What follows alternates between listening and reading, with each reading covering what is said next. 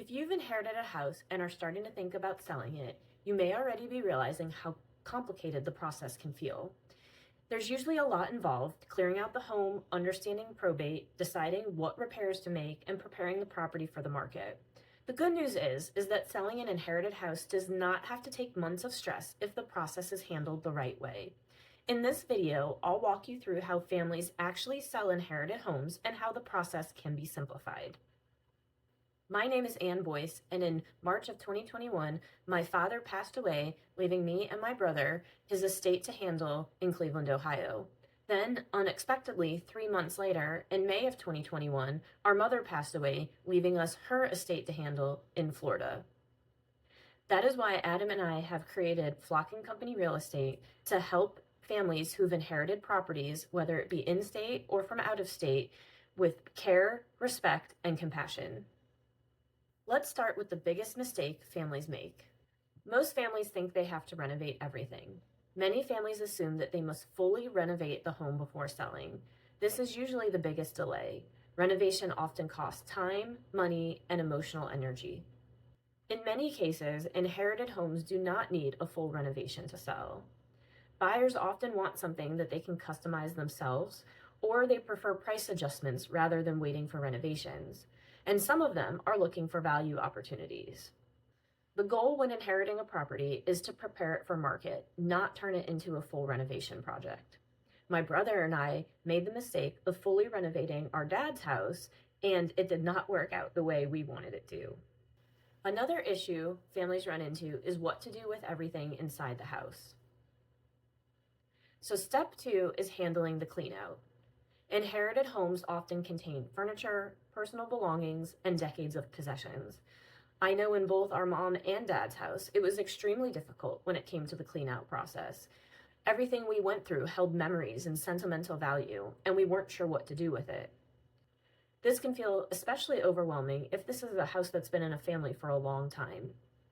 The typical options involve the families keep meaningful items, donation pickups are scheduled, estate sales are scheduled, and there's junk removal. I know my brother and I opted to keep a small storage unit in town until we knew what to do with some of the possessions. Part of our process is helping families coordinate these steps so they don't have to figure out everything themselves. Remember, we've been through this, so we know what it's like. Once the house is cleared out, the next step is preparing it for market.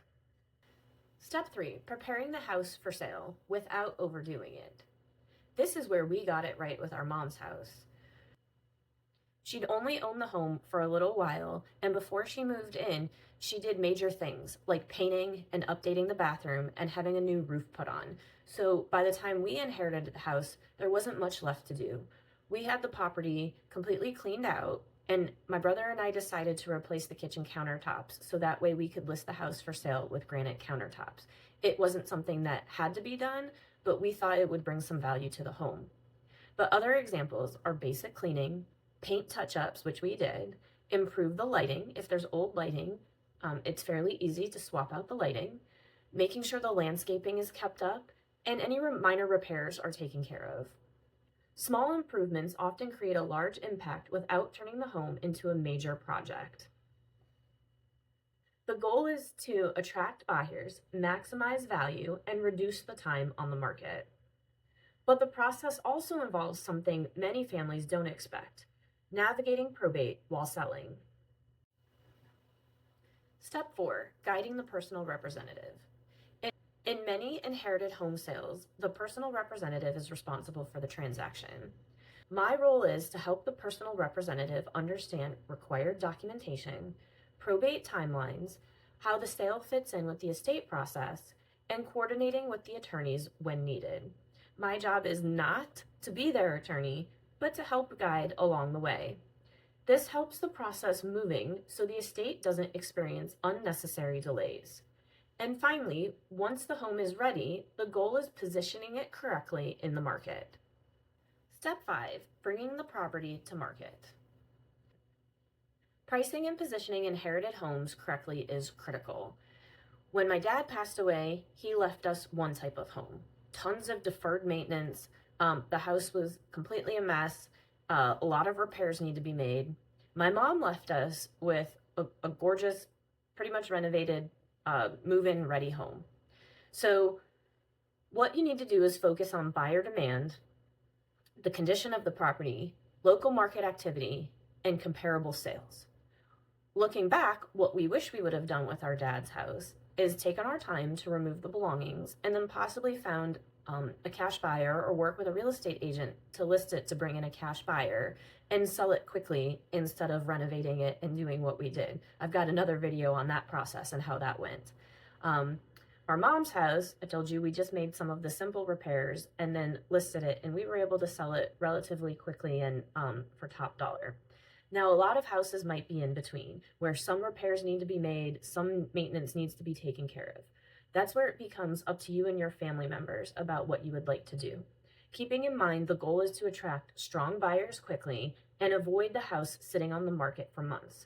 So that means sometimes not listing it for exactly what you think it should sell for. A lot of times I run into sellers who heard from someone down the street that they should list their property for a certain amount. Well, that's not always the case. You just don't know what all needs to be done. And our goal is to help you sell the property quickly and at a fair price. So inherited homes often sell best when they are clean, well presented, and realistically priced.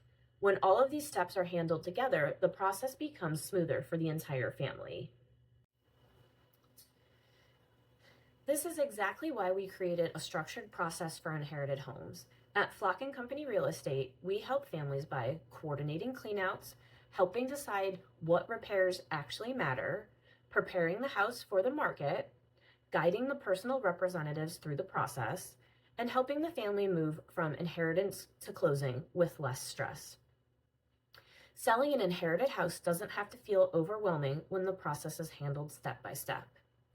If you would like to schedule a property transition services call, click on the link below. I also have our 7 mistakes families make when inheriting a house guide. Or if you would like an inherited house evaluation, click on the link below. In other videos, I also talk about common probate delays and the biggest mistakes families make when selling inherited homes.